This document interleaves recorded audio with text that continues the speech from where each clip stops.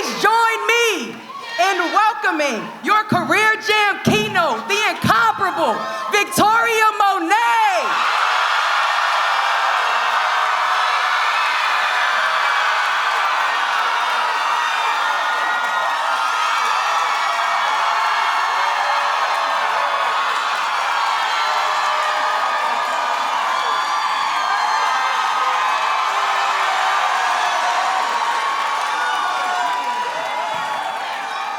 What's up, Berklee?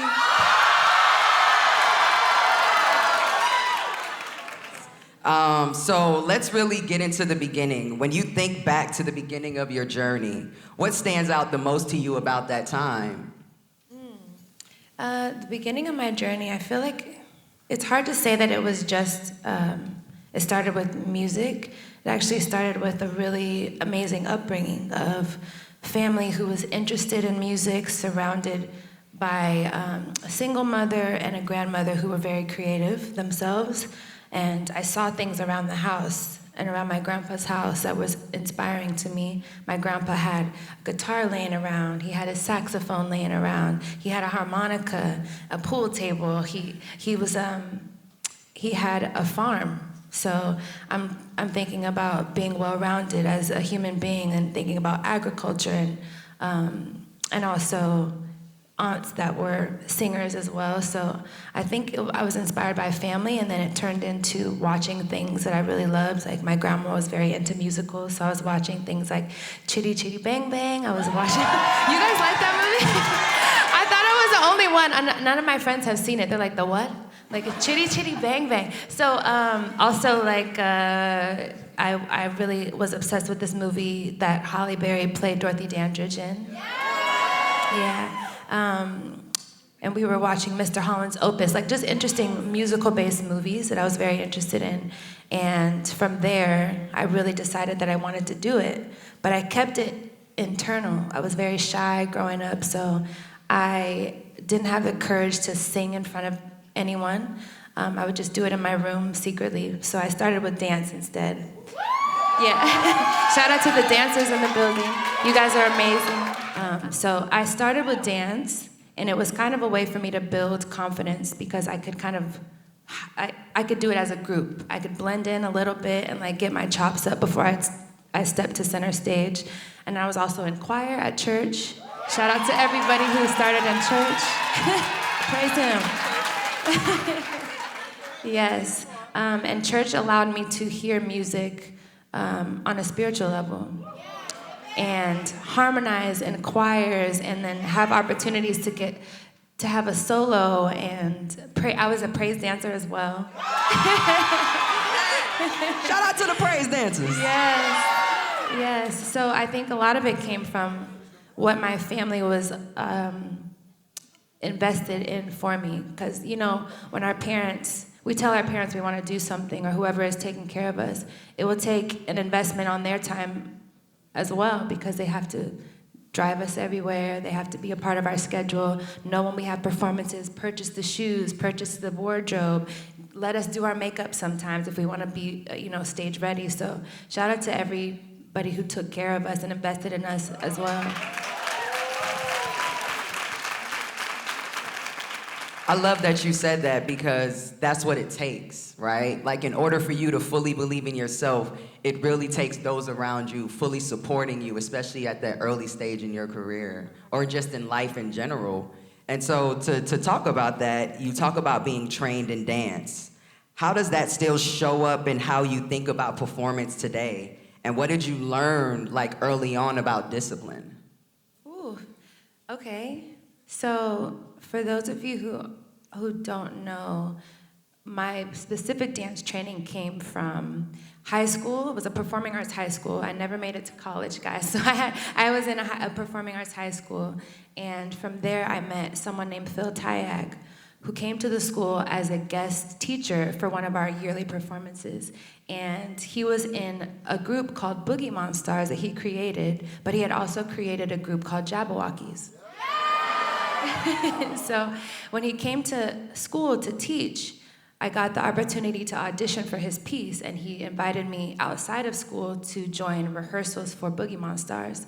So in addition to going to school, I was going to Boogie Monsters rehearsals, which were adults. They were like, there was maybe another 18-year-old or 17-year-old in the group, but then the rest were like 20, 21. So I was a 16-year-old girl in rehearsals with adults, and they had different hours. So I used to get in trouble all the time for staying out until like 1 a.m. to rehearse. And I felt very much like, what's the movie with Lauryn Hill? Sister Act. Yes, I was like, Mom, I just want to dance. I just want to do this, and go let me perform, because they were performing in competition shows all up and down California. So I had to maintain a very high GPA.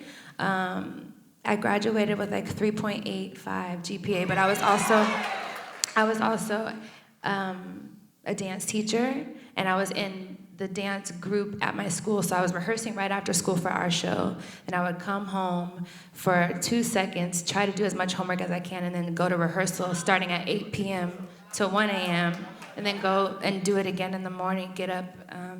I lived pretty far from school, about an hour from school, so I'd get up a little bit earlier and get to school.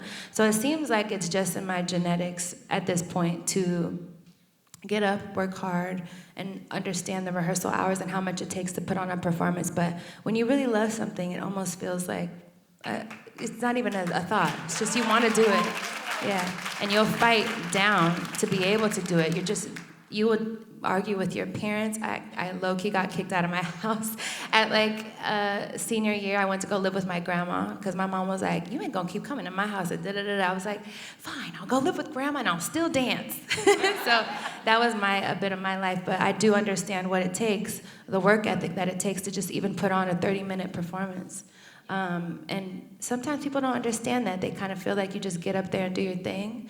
But I love a rehearsal.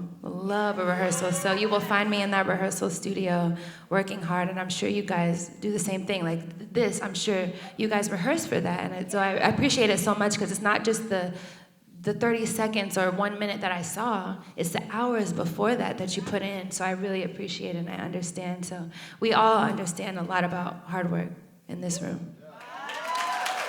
Y'all hear that? I mean, you're literally talking to the students here like that's what they do.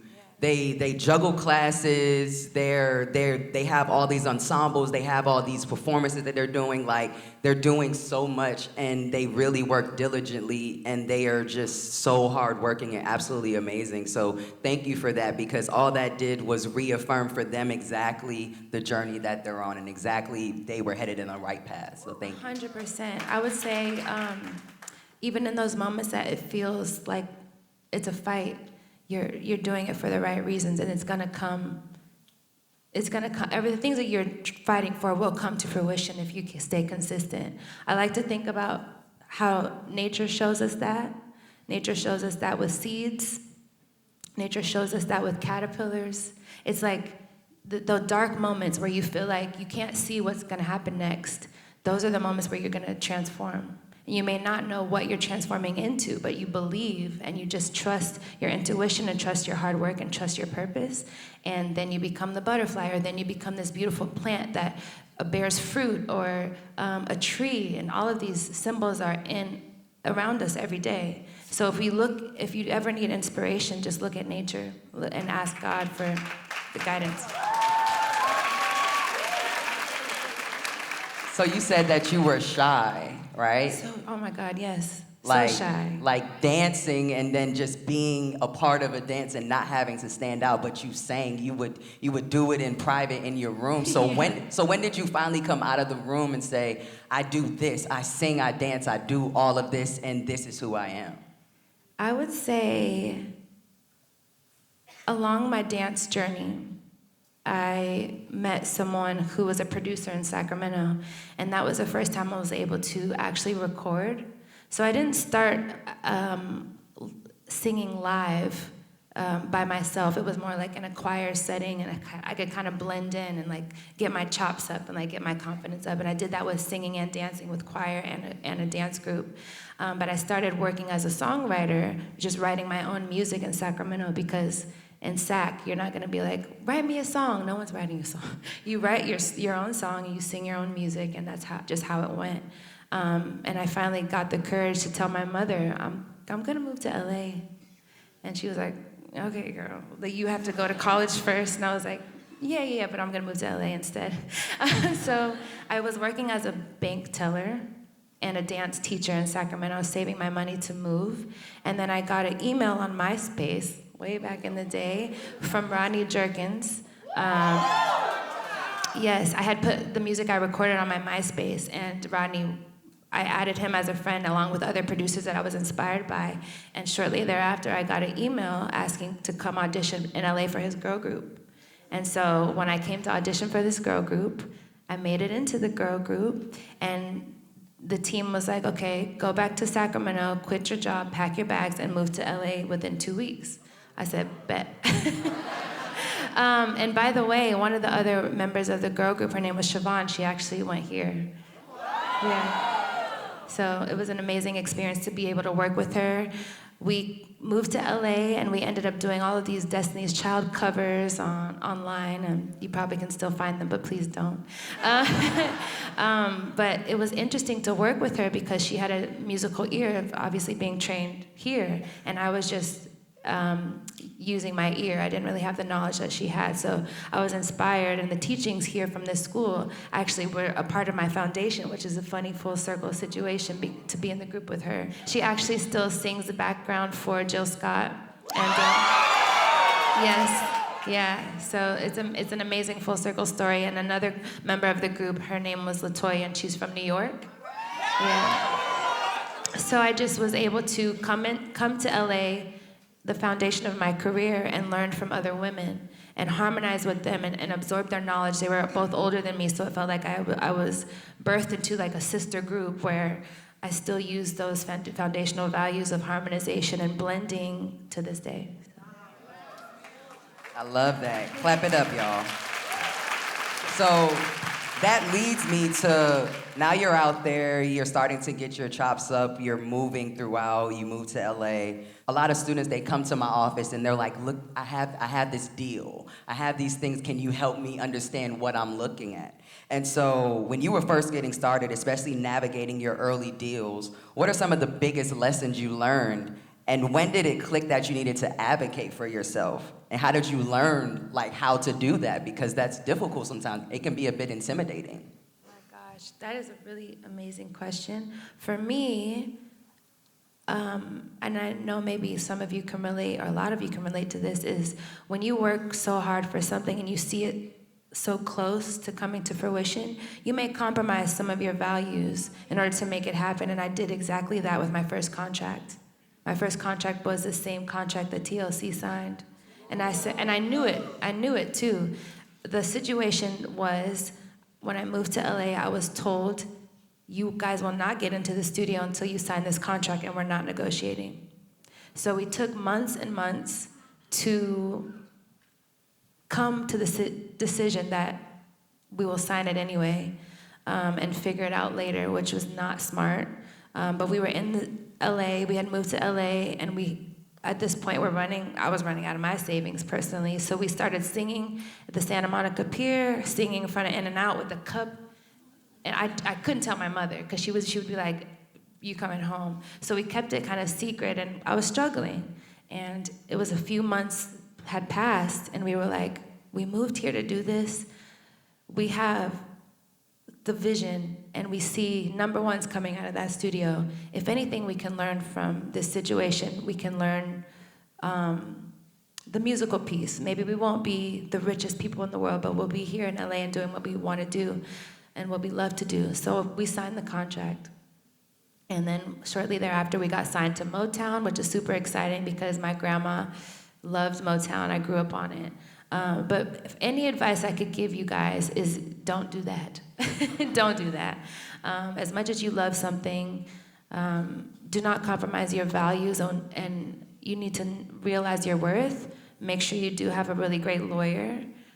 Read your own contracts. Don't just leave it up to the lawyer also. You need to know all of the words in that contract yourself, because you need to think about how maybe lawyers have relationships that supersede yours, and they've been doing contracts together for years, maybe 20 years before you. So maybe they have some side deals that, you know, they may want you to sign things, and there's some kind of benefit going on between the lawyers. So you just need to make sure that you've read it yourself, and also get great legal advice. And know that if someone's offering you a certain amount of money, think about why they're offering that amount of money to you, and know that there's gonna be a profit margin for them. So if they're offering you, let's manifest, you're gonna get a $5 million deal. They're offering you a $5 million deal today, and it sounds really great. Ask yourself, well, if they're offering me 500, how much am I actually worth? Because they wouldn't just give it to me for free. They're gonna get how much from this once I sign. So start doing that math, and the longer you can hold out being independent, the longer you can hold out investing in yourself before you sign that contract, please do that. I know it sounds really hard and ridiculous if you have that right in front of you to be like, nah, but I'm telling you, when people do that, they win. For one example that I really loved is the young boy who sings the Lion King theme, and he's the voice of Jason Weaver, thank you. His mother advocated for him to, instead of getting a paycheck for that movie, he would receive royalties. So it would have sounded amazing to most people to say, you're gonna be a part of this Disney franchise, and you're gonna be the voice, and da-da-da-da-da, they sold the dream. But instead, his mom was like, no. He wants a percentage of what you guys are gonna get. And so he still benefits from that to this day. I think Michael Jordan did the same thing. Michael Jordan's mother, it's always the mom. Shout out to the moms. Michael Jordan, yes. Yeah. I think the story of Michael Jordan was similar, something along the lines of them wanting to give him a deal for the shoes and just be a one-off deal. And they said to his mother, you know, this is just a shoe. And his mother was like, well, it's just a shoe until my son wears it. So I'm gonna have a stake in this company, and you know, he got more from the deal. So just think long-term like that from legendary people who could have easily just signed what they were offered, which was probably a lot of money and very, very lucrative at the time. But they took a step back and said, hold on, I value myself and I see what I am for the future, and I'm gonna take the high road, and I'm really going to push for what I truly believe that I deserve. So I encourage each of you to please do that. Y'all hear that? So you say that, and when did that confidence come for you to say, like, I need to advocate for myself? I think just after I fell on my face and realized that it didn't benefit me the way that I thought contractually, but I know more now than I did. So I just had to go through the experience, and now I'm here to tell you, skip that part. Like I'm a living, breathing example of what not to do in the beginning. And so I think one of my purposes is to come and tell you guys, don't make that same mistake. Let's just like take the shortcut and skip over, you know, the long route, you know, the scenic route. Let's go straight to where you guys belong. You talk about, you know, moving from Sacramento to LA and building these relationships, and a lot of our students struggle with relationships feeling transactional. And I just like to say that we've known each other for years at this point, never made money together, never had a record together, but we have a relationship. Right. And so I'm always telling the students that it's about the human factor, right? So how did you learn to build real relationships that actually turn into opportunities, especially early on? I would say that you can have strategy in everything else except relationships. I feel like when you approach anyone in the entire world, you just lead with kindness and generosity and genuine good intentions. And that will eventually turn into something valuable for both of you. It's really about really genuinely caring about somebody and being kind, because it's not only your career that you have to think about, it's karma. And it's how you make people feel. That's how you will be remembered. It's not necessarily about what you can do for someone, it's how you made them feel while you do it. So if someone gives you, like for example, if someone gives you a piece of candy and they're like, here, I got this candy for you, like I know it's your favorite and I think you really enjoy this, versus here. You still got the candy, but it's how it was given to you that matters a lot. So if you can operate by being just a genuine, good, nice person, that's gonna get you way further. Not that that's your intention, but that's gonna get you way further than any, record offering or any anything that you could give somebody physically. Or I think that it's more important that you have a genuine heart than anything else. So let's get into this, right? You said you started writing. So let's get into Victoria Monét, the songwriter. Okay. So you built such a strong name for yourself as a songwriter, but you've always been an artist too. So how did you navigate being fully seen and not put in one box? That's really difficult. I think for a lot of us, people like to keep you boxed in at the person you were when they met you. Right? So one easy example is maybe when you were little and you were on a sports team. For example, my name is Victoria, right? Maybe on my sports team when I was 6 years old, people call me Vic. When I go to high school, I only want to be called Vicky. But now that I'm an adult, call me Victoria. But if someone comes from my 6-year-old team, they might be like, hey, Vic. And then if I correct them, it's like, no, my name is Victoria. Like, no, we go back, your name is Vic. I know you as Vic. So it's the same thing when people are approaching you in your career. It's like, hi, you're a songwriter, right? You write for this person and this person? Yes, but I'm an artist now. Nah, you're a songwriter. That they like to keep you exactly how it is that they met you. So you can't let that discourage you. People will do what they see you, they will identify you with what they see you doing most, I suppose. So just knowing that, just realize that if they don't see you as a songwriter yet, if they don't see you as an artist yet, if they don't see you as a dancer yet, it is the power of yet that you will use, because the emphasis is on yet. They don't know yet. But you know, and you have to keep doing it more and more and more, and then they will eventually identify you as such. One good example for me that maybe you guys will know is a songwriter named Priscilla Renee. But now she goes by Money Long. I've known her since she was Priscilla, but I don't call her Priscilla anymore because she goes by Money. So it's just about respect and you doing that for other people as well that you know and you meet. Address them by what they want to be addressed as, and you hope that people do the same for you. But it's really about consistency and doing repeatedly what you want to be known as, and soon that will come to fruition for everybody, and everybody will see the light. I did have to go through that in a lot of interviews where people wanted to talk about my songwriting. It's like, no, I'm here to promote my single, Don't let that stop what you're doing. You keep being your multi-hyphenate self. You keep rehearsing, and you keep advocating for everything that you are, because you can do it all. You can be a mix of all of these things. You don't have to choose a lane, pick a lane. Like, all of that's nonsense to me. So let's get into your process a bit, right? So what does your creative process look like? Like, when you go in the studio, are you in the studio? Are you doing voice notes? Are you just writing? Like, what is Victoria Monét's process as a songwriter and as an artist? My personal process is working in the dark. I like it moody in the studio.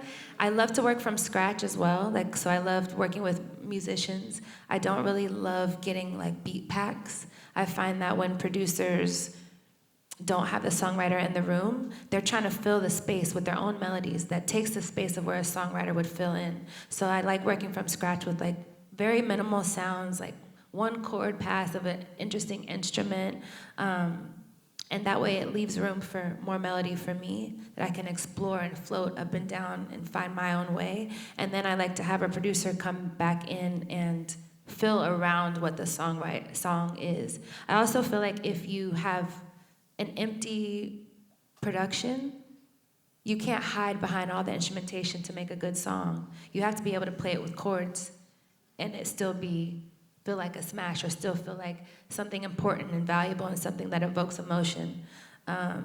So I love doing that with musicians. I produce myself, even though I don't play anything. So, thank you. Thank you. I'm a vocal producer as well. So, yes. I learned to operate Pro Tools early on in my songwriting career so that I could just record myself. Yeah. So you want to be knowledgeable as well when you're in a space. I encourage songwriters who are here or vocalists who are here to look on that computer. If you don't know Pro Tools, just know more, because you would hate to hear, like, can you fly this over here, or can you add this harmony, or can you put this effect on my voice? And the engineer is like, no. And you're like, move over, I can do it, let me do it. You know what I'm saying? You want that energy and to be able to know a little bit more about what the world that you're operating within. It's just super important to exercise all of your knowledge. For me, I like to help producers and give suggestions and say, can you put this chord here, fly this here? So if you're doing that in the studio, technically you're a producer as well. You know, Quincy Jones didn't always play everything. He explained and orchestrated everything. So just remember that when you're in the studio and you're trying to get credits for something, you technically are a producer as well. That's something I want to say. And producers who are in the room, know that if a songwriter or if an artist is giving you suggestions, you should give them credit. And then same thing and vice versa. Like if you're a producer in the room or a musician in the room and you have songwriting suggestions, you're a songwriter. So you guys should be splitting your publishing that way when you're doing stuff. But yeah, my process, I kind of like to, my idea is that if I cut off one sense, then the others get stronger. So for me, that's vision. Like if I close my eyes, I can hear better. So I like to have it moody so I'm not distracted by whatever's in the room happening. Maybe there's a candle, maybe there's sage or Palo Santo burning, just to keep the energy right. I also like to leave space for God to be in the room. So my palms, like leaving my palms open, like for ideas to come, because I do feel like ideas are little gifts from God that they will pass if you don't use them to somebody else. So just being open to the ideas that come to your mind and energetically surrounding yourself by people in the studio who you trust, who feel non-judgmental, so you can try all the weird things that feel more experimental to you. But yeah, that's a little bit about my process personally. Trust me, they heard you. They heard you on that. Where is Victoria now in this era? Oh, thank you. You know what? Right now I feel very light. I feel like last year, if many of you know, it was the year of the snake, and there was a lot of shedding that I had to do personally and energetically, and I feel it was a very transformative year for me. I started culinary school last summer. Yeah. Yes, Chef. Yes. So, I mean, my life for the past year has been very, very, very transformative. I wake up at 4 a.m. and 4:45 I'm on the stair stepper. 5 a.m. I'm training, so I started to train in Tai Chi, Qigong, boxing, weight training, and stretch. So even energetically, just the way that I'm treating my body, I feel I have transformed. Then I go to school for a few hours, about 4 hours, and then come out of school to a vocal lesson and then studio for the rest of the day and night. So I feel like I'm in such a great space energetically, and I feel like I'm on a higher frequency. I love it. That's amazing. So, as an artist, holistically, right? Like, you've really built a strong creative team across music, movement, visuals, like all of it. So how do you think about bringing all that together to build a full experience? I think it's so important to me to tap into all the senses, which is one reason why I feel like it's so fun that I've tapped into the culinary experience now, because before I was using my sight, my hearing, and now I can tap into taste. And so it's gonna be a fully immersive experience, the tour and the album rollout. But I feel like my favorite artists of all time were fully immersive artists. When you look at them, like artists like Janet and Michael Jackson, that's what drew me in, is the passion and the feeling that you express in the movement and the frequency of their voices and the harmonies that they use, and then the messaging around the music and the confidence and the visual experience was just so important. So if I got the chance to do music, I always was determined to be most like that. So my favorite artist, Beyonce, like, it just makes sense to me to be a fully immersive artist. So I'm always thinking about the visuals and the full picture and what it's gonna look like all together. It's like an artist who is painting in detail, but then always steps back out and looks at the painting overall and see where we're at, and then comes back in and does the details. So I just feel like that's the type of artist that I love, and that's the type of artist that I strive to be. It just makes sense. Also, I think just naturally I love art and dance and singing and eating, like all of these things. So I'm putting it all in my art. It's just how I feel, so. Yeah. Thank you. So, as a Black woman in this industry, how have you navigated staying true to yourself while also moving through spaces that don't always reflect you? Isn't it funny that the Black artist is the inspiration but not welcome in the rooms that there are? Ooh. Speak on it! It's very interesting.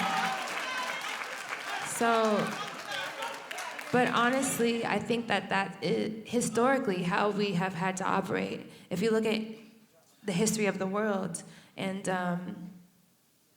you basically discover that we have been counted out, we've been underprivileged, we've been making something out of nothing. So it doesn't feel like anything brand new. It almost feels like heritage to do so, and it feels like the natural way that we operate. You give us lemons, we make lemonade. You give us peanuts, we make peanut butter. You see what I'm saying? Like, we're always gonna find a way to make it happen. So knowing that was encouraging, because I can look to my left and right at people like you who I know identify the same way.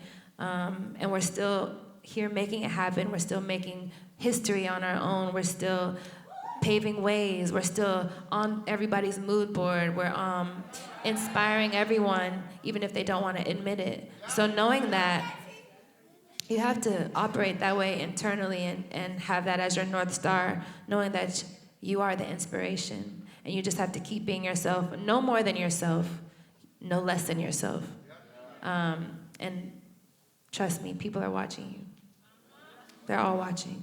So the world is always, always, always watching us. So I would say, with that in mind, don't be discouraged if you're not welcome. Not personally welcome. You're still being talked about in those rooms, even when you're not there, because you are the mood. You're the vision, right? Yes. The vision board, the mood board, the Pinterest board, all the boards. Always. Always.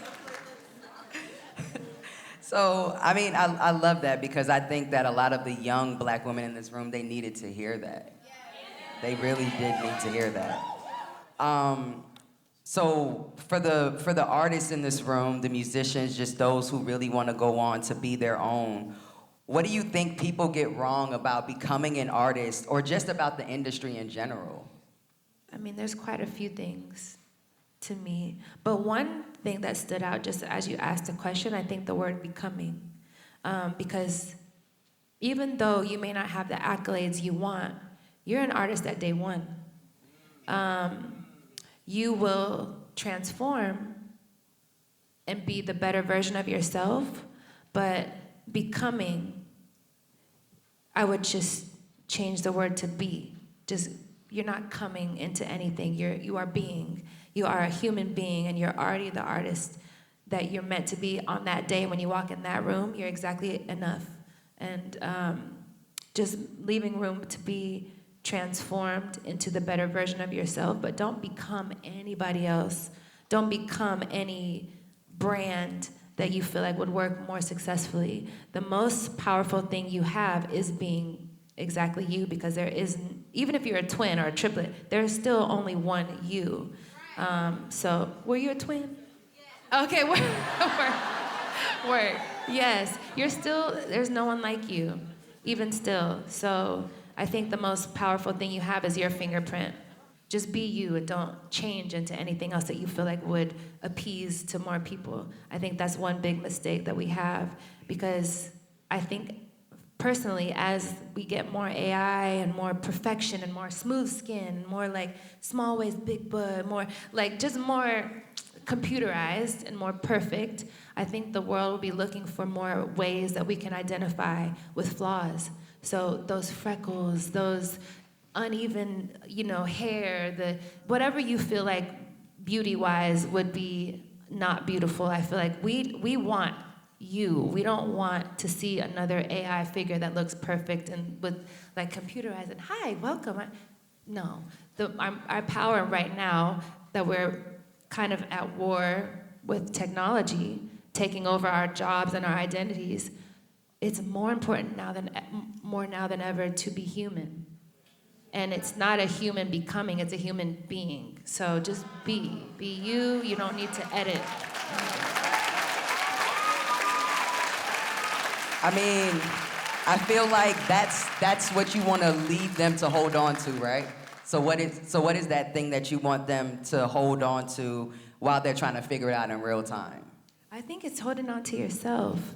I think something that helped me, because there was a point in my LA journey that I kind of feel like, who am I? Like, I've been told, like, you should change your hair color, you should make this type of music, you shouldn't say these words, you should be straight and you're not bisexual, you should, like, all of these things that I should be like.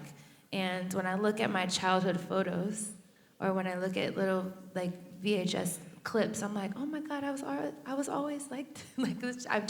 I'm just more of me now. And that's been the most successful thing that I've ever done, is just to be more of myself and true to my identity. Of course, we want to refine and be better than we were yesterday as a human being, but it's always about never leaving the original version of you behind. And do you see yourself when you look in the mirror? Is it that same childlike, curiosity or characteristics or mannerisms? And you kind of have to hold on to a bit of what you were, because I think when you move to different places outside of your home, it's a perfect opportunity for you to become someone else and play this character that no one else would know, and change a little bit and forget about any of your mistakes and just be someone else. But I think when you look at who you were as a kid, that's when you didn't worry about if someone was judging you. You didn't care about the Instagram posts and who was looking. I know in quantum physics, they talk about how things change as soon as they're observed. They operate differently as soon as an object is observed. So now that we're in an age of being observed the most that we've ever been observed, we act a little bit different, from even we're observing ourselves, like all the selfies, and we've never seen each other this much in humanity ever. Like, we have so many pictures of the same day, like 25 pictures of ourselves, or the Instagram posts. So we just need to make sure that we're not acting any different than we would have if we weren't being watched. And the person that you are in your room when you're working, you should be that same person. So just hold on to yourself. Remember who you are. Let's give it up for this year's Career Jam Keynote, Victoria